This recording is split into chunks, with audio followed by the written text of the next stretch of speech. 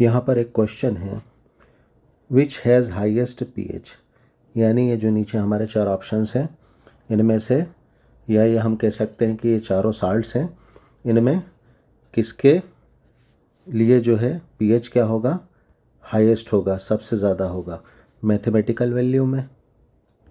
तो यहाँ पर आंसर होगा बी, सोडियम कार्बोनेट Na2CO3। ये किस तरह से होगा आइए हम देखते हैं।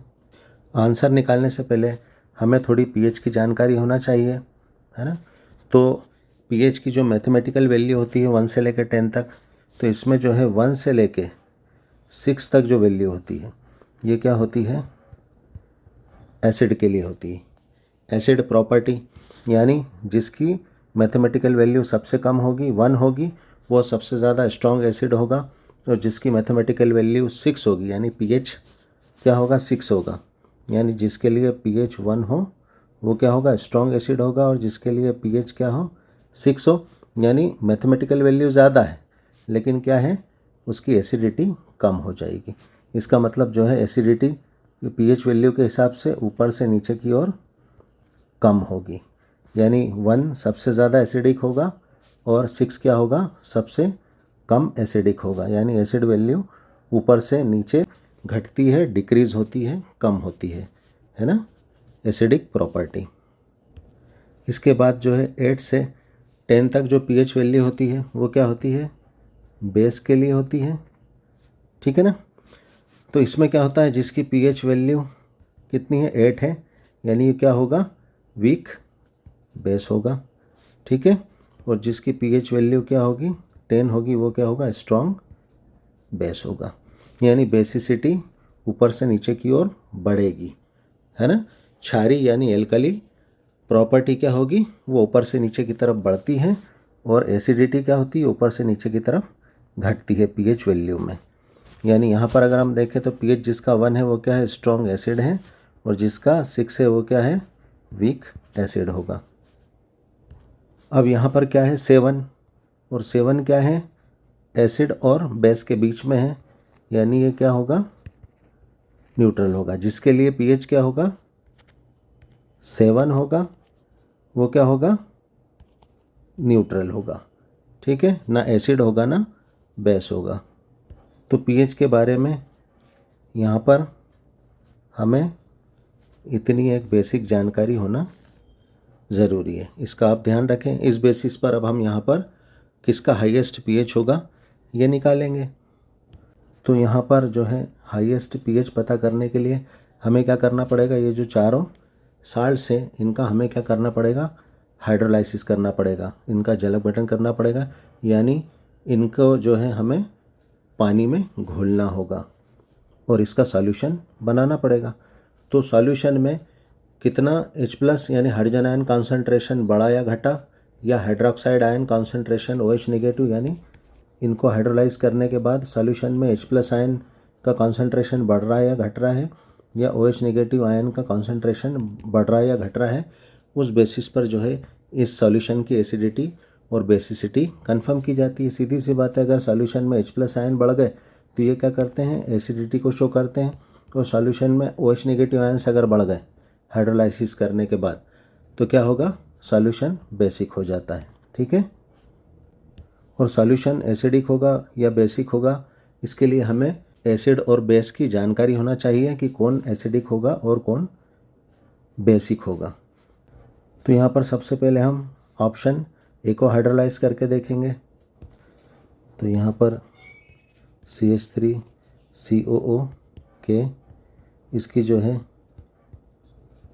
पानी से इसको रिएक्ट करवाया तो क्या हो जाएगा, K से वाटर का क्या होगा, HOH का H जो है एसीटेट से, ठीक है ना, और OH ये पॉजिटिव ये नेगेटिव, ठीक है ना। तो पॉजिटिव पार्ट जो है नेगेटिव पार्ट से, और नेगेटिव पार्ट जो है पॉजिटिव पार्ट से अटैच हो जाएगा, तो क्या बन जाएगा यहाँ पर CH3COOH, और क्या बन जाएगा KOH। तो यहाँ पर अगर हम इसको ध्यान से देखें तो हमारा जो एसिटिक एसिड होता है ये क्या होता है, वीक एसिड होता है, और KOH होता है ये क्या होता है, स्ट्रॉन्ग बेस होता है। यानी ये वीक एसिड है तो सॉल्यूशन में ये H+ बहुत कम देगा। यानी जैसा कि हमने बताया कि सॉल्यूशन में H+ आयन और OH नेगेटिव आयन्स का कॉन्सेंट्रेशन हमें देखना होगा। H+ ज़्यादा है तो सॉल्यूशन एसिडिक और OH नेगेटिव ज़्यादा है तो सॉल्यूशन बेसिक होगा। तो ये वीक होने की वजह से सॉल्यूशन में ये आयनाइज नहीं होगा, तो H+ सॉल्यूशन में बहुत कम देगा, ये नहीं के बराबर। ठीक है। और KOH होता है, ये क्या होता है, स्ट्रॉन्ग बेस होता है, तो ये 100% क्या हो जाएगा, आयनाइज हो जाएगा और सॉल्यूशन में क्या हो जाएंगे, OH ही OH निगेटिव हो जाएंगे।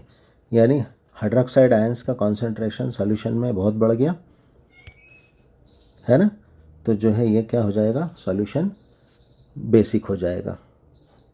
और सॉल्यूशन बेसिक होगा तो हम जानते हैं जितना ज़्यादा बेसिक होगा उतनी ज़्यादा मैथमेटिकल वैल्यू उसकी बढ़ती चली जाएगी, यानी वो 10 की तरफ या हो सकता है 10 से भी ऊपर निकल जाए।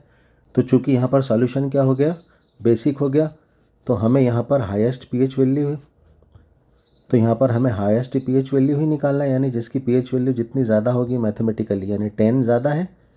ठीक है। तो यहाँ पर जो है बेसिक सॉल्यूशन जो है यहाँ पर ये पहला वाला जो है अच्छा है। वैसे अगर हम देखें तो पोटेशियम एसीटेट का जो है pH कितना होता है, तकरीबन 9 के आसपास होता है। ठीक है। तो यहाँ पर बेसिक तो बहुत है सॉल्यूशन, है ना, लेकिन हम आगे के ऑप्शंस भी चेक करेंगे। अब हम हमारा ऑप्शन बी चेक करते हैं। अब हमने यहाँ पर सोडियम कार्बोनेट का हाइड्रोलाइसिस डायरेक्ट कर दिया है ना। सोडियम पॉजिटिव से क्या है, OH नेगेटिव जुड़ गए वाटर के, और इधर कार्बोनेट से जो है हाइड्रोजन जुड़ गए, तो यहाँ पर कार्बोनिक एसिड बना है और क्या बना है, सोडियम हाइड्रोक्साइड बना है। तो हम जानते हैं सोडियम हाइड्रोक्साइड बहुत ज़्यादा स्ट्रॉन्ग बेस होता है, तो ये 100% आयनाइज होगा, यानी जितने भी मॉलिक्यूल्स होंगे वो 100% आयनाइज होकर पूरे सॉल्यूशन में 100% OH नेगेटिव दे देंगे। और हमारा जो ये कार्बोनिक एसिड होता है ये सबसे ज़्यादा वीक एसिड होता है, ये एसिटिक एसिड से भी वीक होता है। ठीक है। तो यानी यहाँ पर ये जो हमारा साल्ट है ये भी बहुत ज़्यादा बेसिक होगा, यानी हमारा A और B दोनों बेसिक है। अब हमें इनमें कंपैरिजन करना पड़ेगा कि कौन ज़्यादा बेसिक है, यानी किसका हाईएस्ट pH है। तो वैसे हम जानते हैं कि सोडियम कार्बोनेट जो होता है उसका 10 से भी ज़्यादा जो है, इससे भी ज़्यादा क्या होता है pH होता है, यानी और ज़्यादा बेसिक होता है ना ये सॉल्ट सॉल्यूशन। वैसे हमें आंसर तो यहाँ पर मिल चुका है, क्योंकि हम जानते हैं इसका 9 के आसपास होता है pH, और जो है Na2CO3 का क्या होता है 10 से भी ज़्यादा होता है, यानी हाईएस्ट pH किसके लिए होगा, हमारा सोडियम कार्बोनेट के लिए। हम आगे के ऑप्शंस चेक करते हैं। यहाँ पर जो है अमोनियम क्लोराइड को हाइड्रोलाइज करने पर क्या मिला, अमोनियम हाइड्रोक्साइड मिला और हाइड्रोक्लोरिक एसिड मिला। अमोनियम हाइड्रोक्साइड बहुत ज़्यादा वीक होता है, यानी ये बहुत कम OH देगा न जो है, और HCl जो होता है ये स्ट्रॉन्ग एसिड होता है, 100% आयनाइज होगा और पूरे सॉल्यूशन में जितने HCl है उतने ही H+ और उतने ही Cl नेगेटिव मिल जाएंगे। यानी हमें तो हाइड्रोजन आयन कॉन्सेंट्रेशन से मतलब है और हाइड्रोक्साइड आयन कॉन्सेंट्रेशन से मतलब है। तो सॉल्यूशन में H+ का कॉन्सेंट्रेशन बढ़ जाएगा, पूरा सॉल्यूशन क्या हो जाएगा, अमोनियम क्लोराइड का जो है एसिडिक हो जाएगा।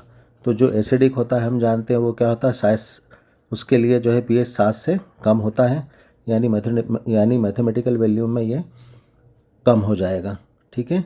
यानी हमारा हाईएस्ट pH नहीं होगा इसके लिए, तो ये हमारा C तो बिल्कुल रॉन्ग हो गया।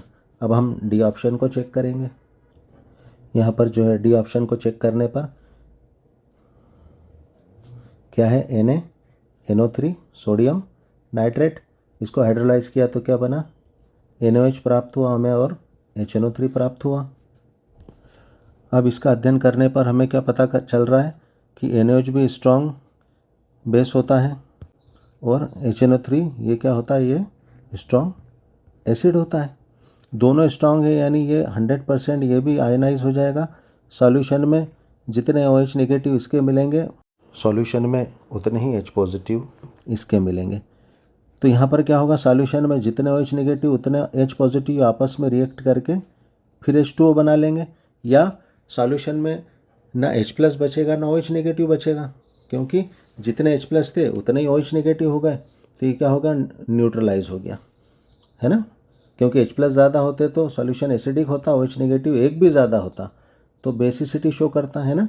तो दोनों बिल्कुल इक्वल हो गए, तो यहाँ पर क्या हो जाएगा, ये न्यूट्रल हो जाएगा। ये सॉल्यूशन क्या हो जाएगा, इसका न्यूट्रल हो जाएगा। इसीलिए कहते हैं कि स्ट्रॉन्ग एसिड और स्ट्रॉन्ग बेस का क्या होता है, हाइड्रोलाइसिस नहीं होता है। क्योंकि हाइड्रोलाइसिस से हमें क्या पता चलता है कि सॉल्यूशन एसिडिक है या बेसिक। तो यहाँ पर क्या है, दोनों स्ट्रॉन्ग है, 100% आयनाइज हो गए, तो जितने H+ मिले उतने ही OH नेगेटिव मिले, दोनों आपस में रिएक्ट करके और जो है क्या, न्यूट्रल H2O बना दिया। ठीक है, इसलिए स्ट्रॉन्ग एसिड स्ट्रॉन्ग बेस से बने साल्ट का हाइड्रोलाइसिस नहीं होता है। ठीक है, फिर भी हमने यहाँ पर एक चेक करने के लिए हाइड्रोलाइसिस करके हम इनका क्या बन रहा है उस बेसिस पर हम इतना पता कर लेते हैं। तो यहाँ पर जो है बी जो है आंसर होगा। इसके लिए क्या होगा, हाईएस्ट pH होगा, जो हमें ध्यान रखना होगा। क्योंकि कंडीशन ऐसी होती है कि बिल्कुल मामला करीबी होता है, क्योंकि हमारा जो ये जो दो ऑप्शन रहे A और B, जिसमें सॉल्यूशन क्या है, दोनों में बेसिक है, लेकिन हाईएस्ट किसका है, B का है, सोडियम कार्बोनेट का। होता क्या है, ये जो CH3COOH है, ये क्या होता है, सोडियम कार्बोनेट में जो कार्बोनिक एसिड बनता है उससे क्या होता है, ये ज़्यादा एसिडिक। दोनों वीक है, लेकिन इससे ये ज़्यादा जो है एसिडिक होता है। और फिर दूसरा क्या है, हमारा सोडियम एसीटेट में क्या बनता है, KOH, और इधर क्या बनता है, NaOH। ठीक है, तो इसमें क्या होता है कि ये ज़्यादा बेसिक होता है।